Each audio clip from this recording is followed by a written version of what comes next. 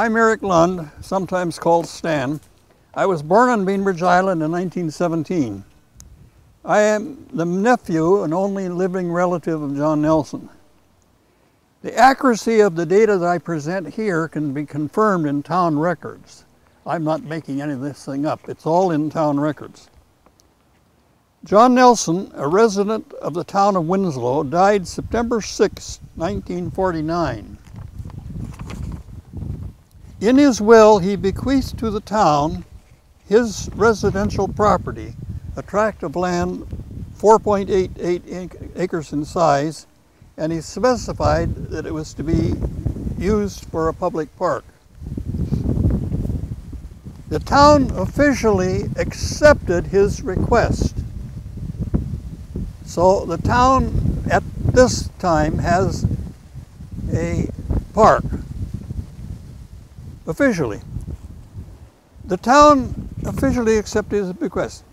The island seniors community in 2004 petitioned the city to exchange a plot of land they had for the Nelson property. The property they had is known as the strawberry plant property, and it's a parcel of land 3.88 acres in size plus tidelands. So the two properties, if you add the tidelands in, the two properties are almost identical. It has a value that the town estimated of $1.5 million on that order. The city determined that this exchange would be beneficial to the citizens of Bainbridge and prepared the paperwork to effect the change.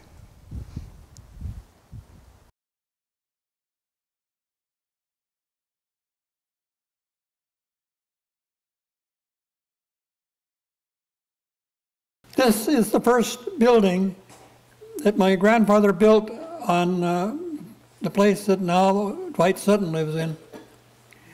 And he built this as a shed for himself and his horse, and lived in it while he built the main house. And that was about, I don't know, 1905, something like that. You can't see except there are two figures, my grandfather and my grandmother Louise. My grandfather cut the trees down, put them on his wagon, and brought them to Port Madison, where they cut them into lumber. The barn was built out of lumber, bought from the lumber yard. They were getting pretty modern then. And there's my mother Anna and Bossy. We always call the cow Bossy, I don't know why. And my mother at Sylvester's. Sylvester's place is the one with the stone fence on it, just up from where the mosquito fleet used to stop at Ferncliff. We're near the corner of Grand Avenue. I was on the Open Space Commission during that period of time, and one of the charges that the Open Space Commission had was look for opportunities for more waterfront access, for park-type things that would be. I talked with Stan, who's a very agreeable guy and a very smart guy, I might add information. He talked about, okay, what would this involve, how would it be used, what could we get for it?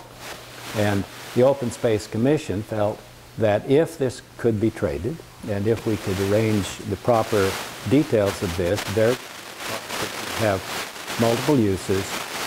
It could be used for these various features, as well as habitat and that kind of thing as well. And after those discussions, Stan said, well, I think as a representative that John Nelson would have felt okay with that sort of trade. So on the strength of that, we sat down, we signed the papers making that trade so that the developer gave up his interest in the Cannery Cove project or parcel.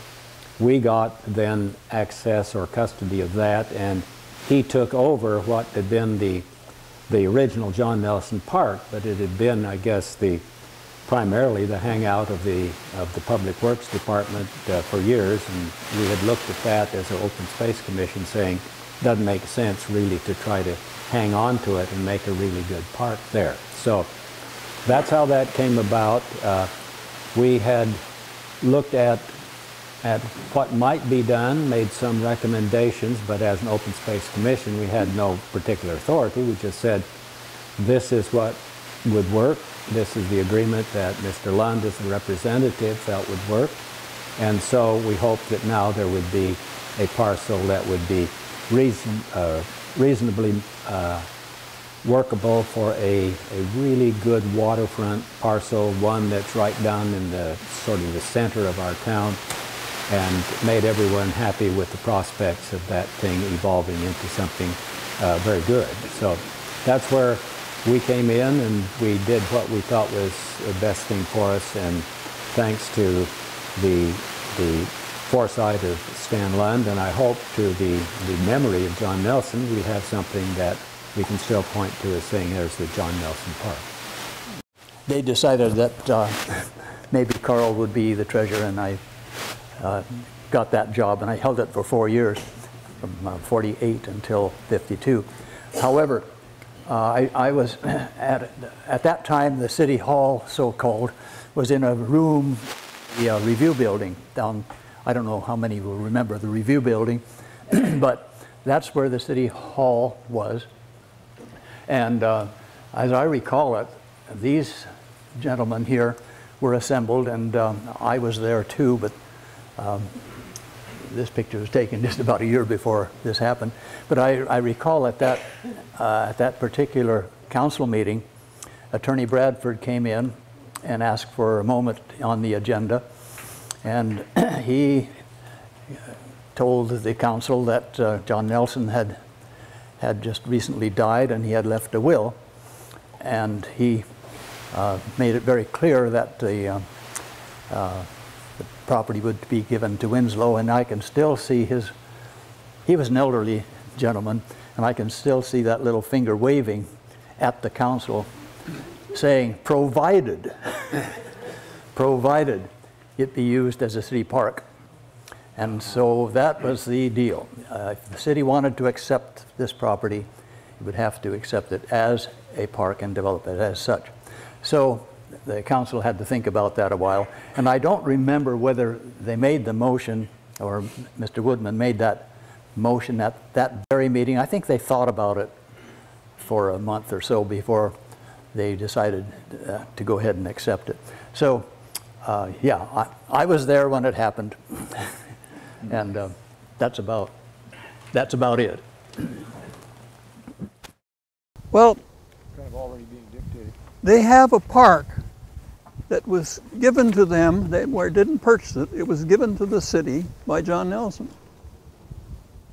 Now, someone else has come along and say, we accepted that park, but we want to change our mind now? We want to make it something different than John Nelson intended? How do they do that?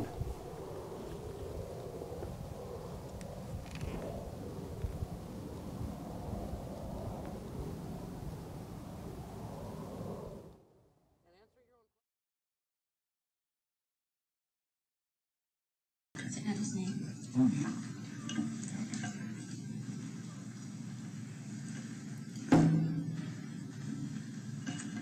Well, good evening. I'm Eric Lund, Eric Stan Lund. I was born on Bainbridge Island in 1917. I am a nephew of John Nelson. The accuracy of the data I present here can be verified in your records. John Nelson, a resident of the town of Winslow, died September 6, 1949. In his will, he bequeathed to the town his residential property, a tract of land 4.88 acres in size. He specified that the property was to be a public park. The town officially accepted his bequest. November 2004, the Island Seniors Community,